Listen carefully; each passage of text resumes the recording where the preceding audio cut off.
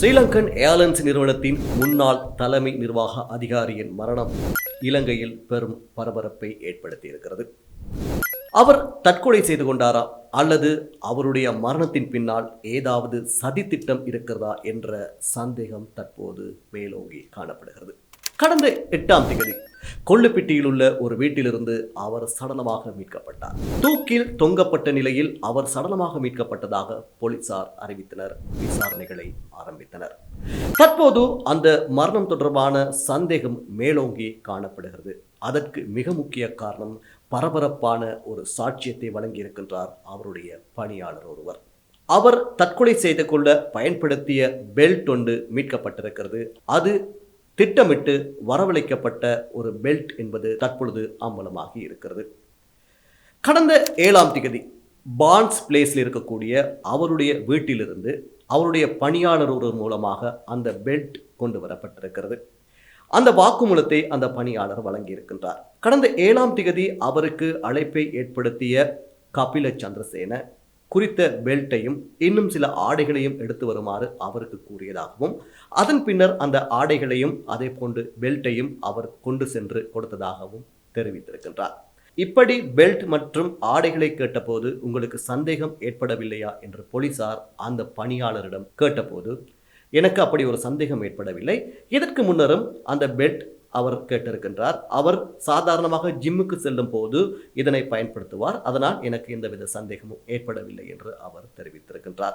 ஆனால் அந்த பெல்ட் தற்கொலைக்காக அல்லது அவருடைய மரணத்தில் தொடர்பு பட்டிருப்பதுதான் தற்போது பல்வேறு சந்தேகங்களை தோற்றுவித்திருக்கிறது. கபில சந்திரசேன ஒரு ஊழல் குற்றச்சாட்டின் அடிப்படையிலேயே கைது செய்யப்பட்டு விசாரணைக்கு உட்படுத்தப்பட்டார். அந்த ஊழல் குற்றச்சாட்டோடு அரசியல் தரப்பொன்றுக்கு தொடர்பு இருப்பதாக ஏற்கனவே வாக்குமூலம் வழங்கியிருந்தார். பின்னர் அந்த வாக்குமூலத்தை அவர் வாபஸ் பெற்றுக்கொண்டார். அதாவது பல்வேறு அழுத்தம் காரணமாகவே தான் அப்படி கூறியதாகவும், முன்னர் கூறிய அந்த வாக்குமூலத்தில் உண்மை இல்லை எனவும் அதை வாபஸ் பெற்றுக் கொள்வதாகவும் கூறியிருந்தார். இப்படியான நிலையில்தான் இந்த கபில சந்திரசேன மரணம் இடம்பெற்றிருக்கிறது.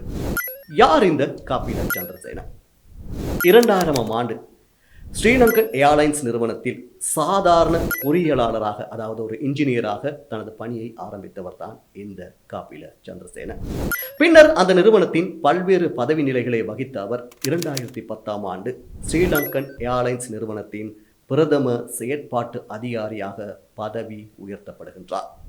பின்னர் மொபிடெல் மற்றும் மிஹின்லங்கா ஆகிய நிறுவனங்களின் தலைமை பதவியையும் பெற்றுக்கொள்கின்றார். 3 நிறுவனங்களினுடைய தலைமை பதவிக்கும் இவர் நியமிக்கப்படுகின்றார். அப்பொழுது அது பேசு பொருளாக காணப்பட்டது. 2010 மற்றும் 13 ஆகிய காலப்பகுதியில் ஸ்ரீலங்கன் ஏர்லைன்ஸ் நிறுவனத்திற்கு 14 ஏர்பஸ் விமானங்கள் இறக்குமதி செய்வது தொடர்பான ஒப்பந்தம் ஒன்று மேற்கொள்ளப்படுகிறது. அந்த ஒப்பந்தத்திற்காக 2 மில்லியன் ரூபாய் அமெரிக்க டாலரை தரகு பணம் என்ற அடிப்படையில் லஞ்சமாக பெற்றுக்கொண்டதாக பிரித்தானியாவிலிருந்து அறிவிக்கப்படுகிறது. இவ்வாறு அறிவிக்கப்பட்டதன் பின்னர் இலங்கையின் குற்றப்புலனாய்வு அதிகாரிகளால் 2020ஆம் ஆண்டு பிப்ரவரி மாதம் கபில சந்திரசேன மற்றும் அவரது மனைவி ஆகிய இருவரும் கைது செய்யப்படுகின்றார்கள். ஆனால் இந்த சம்பவம் இடம்பெற்றது 2013ஆம் ஆண்டு. 2020ஆம் ஆண்டு தான் இந்த ஊழல் தொடர்பான செய்தி வெளிச்சத்துக்கு வருகிறது. அதற்கு பின்னர் தான் இவர் கைது செய்யப்படுகின்றார்.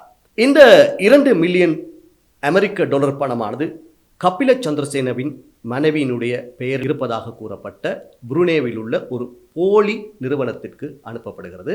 அங்கிருந்து அந்த பணமானது ஆஸ்திரேலியா உள்ளிட்ட சில நாடுகளினுடைய வங்கி கணக்குகளில் வைப்பிலிடப்படுகிறது.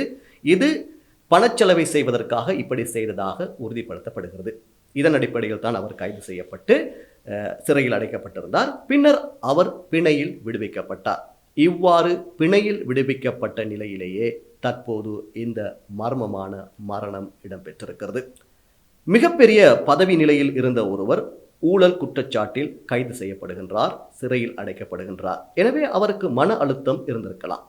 உண்மையில் அவர் மன அழுத்தம் காரணமாக தற்கொலை செய்து கொண்டாரா அல்லது இந்த ஊழல் குற்றச்சாட்டோடு வேறு பலருக்கு தொடர்பு இருந்து அந்த தொடர்புகள் வெளிச்சத்துக்கு வந்துவிடும் என்பதற்காக திட்டமிட்டு ஏதாவது ஒரு சதித்திட்டம் மேற்கொள்ளப்பட்டதா என்ற சந்தேகம் மேலோங்கி காணப்படுகிறது. உண்மையில் இது தற்கொலையா அல்லது திட்டமிட்ட மரணமா என்பதை இன்னும் சில காலத்தில் நாங்கள் தெரிந்து கொள்ளக்கூடியதாக இருக்கும். போலீசார் 2 கோணங்களில் தற்போது விசாரணைகளை தீவிரப்படுத்தி இருக்கின்றார்கள். ஒன்று, இவர் இறப்பதற்கு முன்னர் இறுதியாக யாரோடு தொலைபேசியில் தொடர்பு கொண்டார், என்னென்ன விடயங்களை பேசினார் என்பதை கண்டறிவதற்கான ஒரு விசாரணையை போலீசார் ஆரம்பித்திருக்கின்றனர். மறுபுறத்தில் இவர் இறந்ததற்கு பிறகு இவருடைய உடல் ரசாயன பகுப்பாய்வுக்காக அனுப்பி வைக்கப்பட்டிருக்கிறது. எனவே அவருடைய உடலில் ஏதாவது விஷம் கலந்திருக்கிறதா அல்லது வேறு ஏதாவது தாக்கங்கள் ஏற்பட்டிருக்கிறதா என்பது அந்த அறிக்கை வெளிவந்த பின்னரே தெரிய வரும். எனவே வெகு விரைவில் இது திட்டமிட்ட சதியா அல்லது உண்மையில் தற்கொலையா என்பது வெளிச்சத்துக்கு வரும்.